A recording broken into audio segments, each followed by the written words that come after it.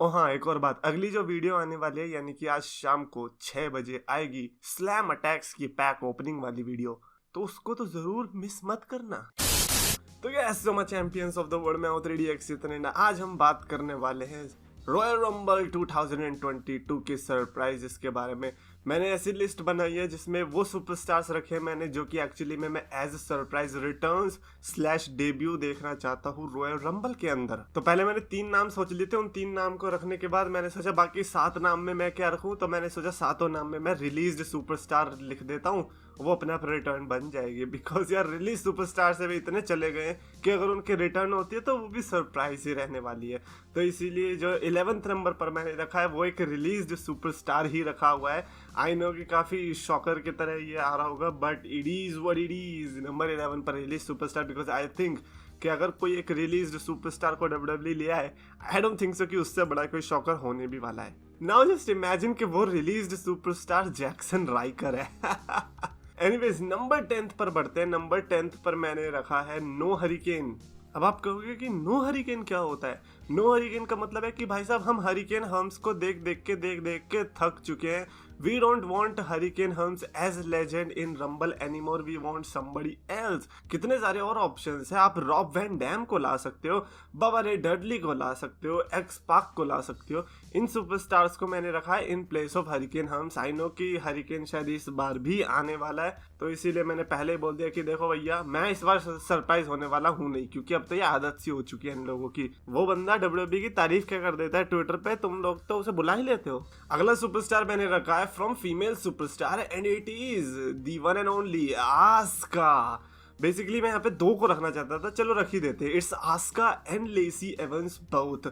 दोनों सुपरस्टार्स काफी टाइम से मिसिंग है, दोनों के अलग अलग वो है रीजंस। एक आस्का मिसिंग है because of her injury, Lacey Evans missing है because of her pregnancy. And दोनों का आई थिंक मुझे लगता है कि टाइम हो चुका है कि वो रॉयल रंबल में शायद से रिटर्न करने वाले हैं, तो इसीलिए मैं इन दोनों को अगर देखूंगा तो शॉक नहीं होने वाला। And to be honest women's superstars जो कि रॉयल रंबल के अनाउंस्ड हैं, उसमें से मुझे लगता है कि काफी ऐसे अनअनाउंस्ड हैं जो कि एज सरप्राइज आने वाले हैं। WWE वाली भी पागल नहीं है कि जो सारे पत्ते खोल के रख देगी, कुछ तो उन्होंने रखे ही होंगे। And I think Asuka is one of them, तो इसलिए मैं आस्का को भी एक्सपेक्ट कर रहा हूँ। अगला सुपरस्टार मैंने रखा है ऑफ कोर्स दी अंडरटेकर। कल ही बात करी थी इस बारे में कि किस तरह से अंडरटेकर के बारे में ये भी पता चल रहा है कि अंडरटेकर जो है मिशेल मकूल के लिए होने भी वाले हैं, और शायद रंबल में भी देखने को मिले।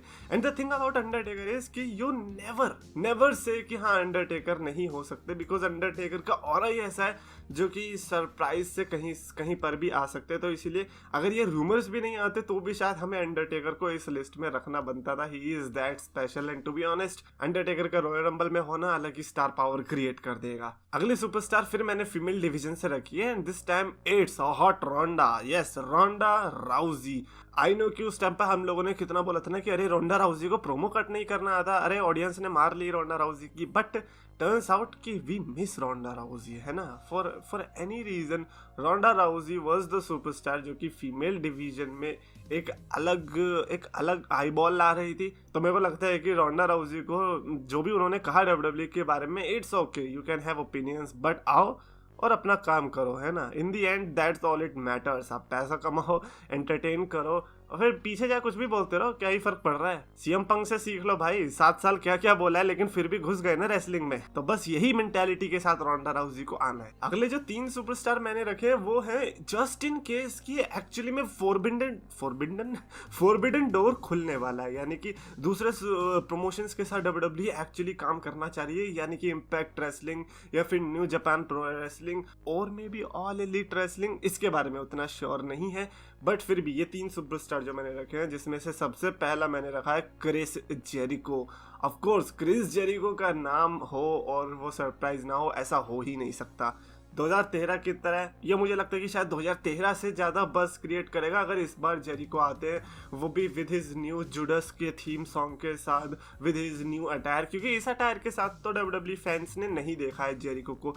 एंड जो लोग AEW या फिर NJPW नहीं देखते उनके लिए तो बहुत ही बड़ा शौक हो जाएगा कि भाई साहब ये क्या हो गया जेरिको को। तो ऑफकोर्स अगर आप फॉरबिडन डोर खोलने की बात करते हो तो सबसे पहला जो नाम आया था वो यही आया था। एक और नाम है, वो थोड़ा लिस्ट की एंडिंग में है, लेकिन अभी 2 और नाम जो बचे फॉरबिडन डोर से, एक इम्पैक्ट रेसलिंग की तरफ से आया, वो है इम्पैक्ट रेसलिंग का world champion Moose. So the thing about Forbidden Door with Impact Wrestling is कि मुझे लगता है कि शायद अभी चैंपियंस आ रहे हैं, like knockouts champion Mickie James हमें देखने को मिलेगी। सिमिलरली मेल्स में जो इम्पैक्ट वर्ल्ड चैंपियन है वो है इस समय Moose. As much as I want कि शायद कोई और सुपरस्टार आना चाहिए, but it do make sense कि उस कंपनी का टॉप गाय दूसरी कंपनी में जाके टॉप सुपरस्टार को या किसी और को अटैक करे। And I think Moose is the guy, और स्पेशली वो बंदा लगता भी है कि हाँ वो जाके कहीं पे अटैक कर सकता है। हो सकता है कि लैशली वर्सेस लेसनर के मैच में आ जाए, या फिर रोमन रेंस के मैच में अटैक कर दे, या फिर रॉयल रंबल में एज सरप्राइज एंट्रेंट ही बन के आए। इसीलिए मूस को मैंने इस लिस्ट में रखा है। एंड अगला नाम जो मैंने न्यू जापान प्रो रेसलिंग से रखा हुआ है, वो मैंने पहले पूरा देखा कि हाँ मैं किस किस को चाहता हूँ, जैसे कि ओकाडा हो गए, नाइटो, तानाहाशी, तकाहाशी। बट ये सब लिस्ट को एनालाइज करने के बाद आई रियलाइज कि अगर एनजेपीडब्ल्यू के साथ स्ट्रॉन्ग रिलेशन बनाने हैं तो पहले उनके अमेरिकन सुपरस्टार्स या फिर यूके के सुपरस्टार्स को ग्रैब करना पड़ेगा, ताकि वो एक रास्ता बन पाए। इसीलिए मैंने पिक किया जे वाइट को, बिकॉज अगर आप डायरेक्ट जापानीज सुपरस्टार्स को साइन करोगे या फिर उन्हें बुलाओगे, आप उन्हें हैंडल तो कर नहीं पाओगे और फिर हो जाएगा कचरा और खामखा रिलेशन बिगड़ेगा। इसीलिए पहले जे वाइट को बुलाते हैं, जिसके चलते धीरे धीरे कनेक्शन स्टेब्लिश होंगे। And I think J white can be N equivalent of AJ Styles 2016 royal rumble debut. I am just saying like J White is not that popular जितने एजे स्टाइल्स थे, बट स्टिल जे वाइट का अगर royal Rumble में आना हुआ तो समझ लो कि Jay White is a future world champion, that is for sure. अगले 2 सुपरस्टार जो मैंने रखे हैं, लाइक अभी जो लिस्ट में अगला नाम है वो है, 2 नाम मैंने एक साथ रखे हुए हैं। One is John Moxley and another one is Bray Wyatt. और ये दोनों मैंने एक साथ रखे इसीलिए हुए बिकॉज पहली बात तो चांसेस कम है। जॉन मॉक्सली फॉरबिडन डोर की वजह से अगर आना हुआ तो आएंगे, और ऊपर से जो भी डब्ल्यूडब्ल्यू के बारे में उन्होंने चीजें कही, आई डोंट नो कि डब्ल्यूडब्ल्यू अलाउ करेगी या नहीं, but as I said earlier, और कितनी बार मैं बोल चुका हूँ कि भाई साहब डब्ल्यूडब्ल्यू किसी को भी बुला सकती है। अगर आपने उनके बारे में बुरा बोला है इट डजंट मैटर, लेकिन अगर आप उनको अच्छा बिजनेस दे पाए then you are most welcome. But I don't know कि एडब्ल्यू में रिटर्न करने के बाद रॉयल रंबल में रिटर्न करना पॉसिबल होगा या नहीं। और ब्रे वाइट भी मैंने इसीलिए एज पर ही रखे हैं कि क्या पता ब्रे वाइट भी आए या नहीं आए। अभी तक तो खैर कहीं दिखाई नहीं दिए हैं किसी और प्रमोशंस में, सो इसीलिए मेरे को ब्रे वाइट का भी थोड़ा चांस लग रहा है कि शायद रॉयल रंबल में ही धमाका दे। एंड फाइनली जो मैंने सुपरस्टार रखा मेरे दिल के काफी करीब है, एंड हर नेम इज बेली। मजा आया। लोग कह रहे होंगे कि अरे देखते नंबर 1 पे कौन रखा होगा। It's none other than Bayley, of course यार। मतलब बेली ऐसे सुपरस्टार जो कि मैं चाहता हूँ सिर्फ रिटर्न ही ना करे, बल्कि नंबर 2 पे आके पूरी रॉयल रंबल सरवाइव करके जीते भी। अरे भाई साहब 4 हॉर्स वुमेन की शार्लेट ने जीत लिया, बेकी ने जीत लिया, साशा भी एक दिन जीत जाएगी। ऑफ कोर्स अभी नहीं हमें जिताना, पर अब बेली की बारी है यार, जिताओ कसम से। अगर बियांका प्लेयर फिर से जीत गई ना, मैं फेंक दूंगा अपना मॉनिटर उठा के। ओ बाय द वे अभी मैं अपनी लिस्ट देख रहा हूँ तो उसमें मैं एक सुपरस्टार को मिस कर चुका हूँ, and his name is of course Dwayne the Rock Johnson. अभी रॉक का मेरे को लगता है कि इस लिस्ट में सबसे ही मुश्किल है। रॉक ना तो रिलीज हुआ है, डब्ल्यूडब्ल्यू के साथ रिलेशन भी अच्छा है, बट उनका शेड्यूल ऐसा है जो कि इन सब से ज़्यादा उनको मुश्किल कर देता है। बट स्टिल लिस्ट में रखना जरूरी है, सो दैट अगर रॉक का रिटर्न होता है देन मैं अपनी वीडियो में आके कह सकता हूँ आई सेड इट, मैंने कहा था। सो या that is it for this video. ये थे मेरे कुछ सुपरस्टार्स की लिस्ट जो कि मुझे लगता है कि रॉयल रंबल में आके तहलका मचा सकते हैं। What do you guys think? List में ऐसे सिर्फ 2 सुपरस्टार लिख के बताओ जो कि आपको लगता है कि सरप्राइज देंगे। और अगर आपको वीडियो पसंद आए तो प्लीज लाइक, शेयर और चैनल को सब्सक्राइब करो।